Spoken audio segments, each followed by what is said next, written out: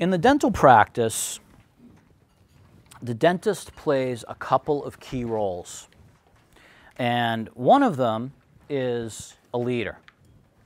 In fact, everyone, raise your hand if you're not a dentist and work in a dental office. Okay, there's quite a few. This slide is for all of you, dentists and other staff members, because you're all leaders in the dental practice. You all play a leadership role one way or another. Think about the Canadian geese. Does anyone know how the Canadian geese fly south for the winter? No? Great. All my stories are really fresh for you guys. I like it. So they fly south in a V format. And there's one goose in the front. And that goose in the front is leading the way. And he's also taking in all of the headwinds and all of the debris. And he's the one that's getting the most tired, he or she, because he or she's in the front, right? So what happens? They actually switch. So if you notice the Canadian geese flying south maybe in a few months after a nice long hot summer, you'll notice this, they actually switch and they take turns. Different people step up and play that leadership role. There are 6 real key components of the dental practice, and different leaders need to be accountable for each of those spaces. So you're all leaders. This applies to all of you. The first quality of a great leader is about beliefs. This is having really core, strong beliefs that don't change. This is about enrolling people in your vision, in that vision that you get really clear about. Think about Nelson Mandela and Mother Teresa and Martin Luther King Jr. These people had beliefs that their whole life was built around. And they were very strong in those core beliefs, and they were really unmovable.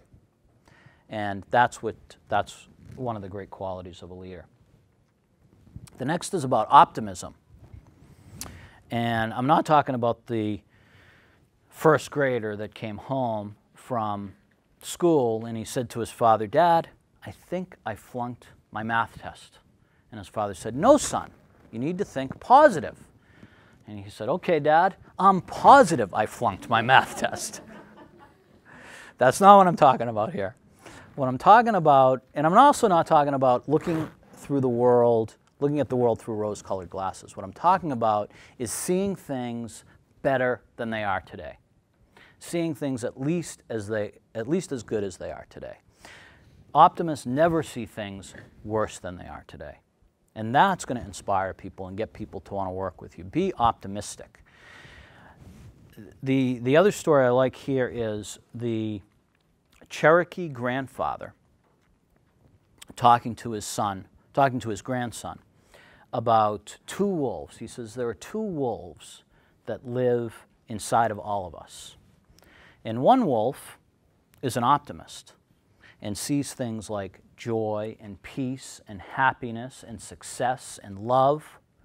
And there's another wolf that is a pessimist and sees things like negative things, like sadness and difficulty and challenges.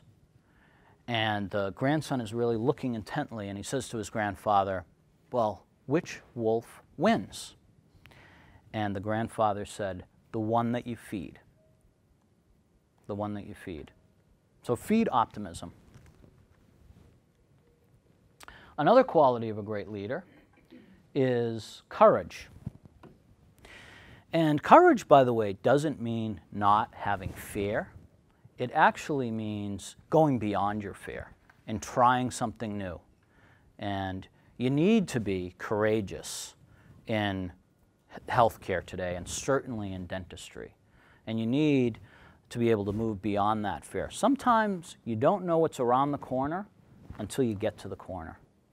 And so you really want to take some risks and get out there and look what's around the corner and try some new things. Be courageous. The next is preparation. Henry Ford, Henry Ford founded 13 companies, had 13 failed companies before he started Ford. So he didn't give up. What he said was, luck is when opportunity and preparedness meet. Luck is when opportunity and preparedness meet. So opportunity is not somewhere, it's everywhere. And what we need to be doing in dentistry is we need to be prepared for that opportunity and really seek that opportunity. So that's about preparation. I talked a little bit about teamwork before, and a great leader knows how to hire a great team. That's an important part of being a leader and getting the right people on the bus. Jim Collins, who, I heard the AC come on, so now I need to get my voice a little bit more. So Jim Collins wrote one of the best business books of our time. It's called Good to Great. And he compares 13 companies in different industries that were the best in their industry as defined by how much their stock price appreciated. And he compared those to good companies that were good in their industry but didn't get quite the stock appreciation. One of the things he says is people are not your greatest asset. Good people are your greatest asset.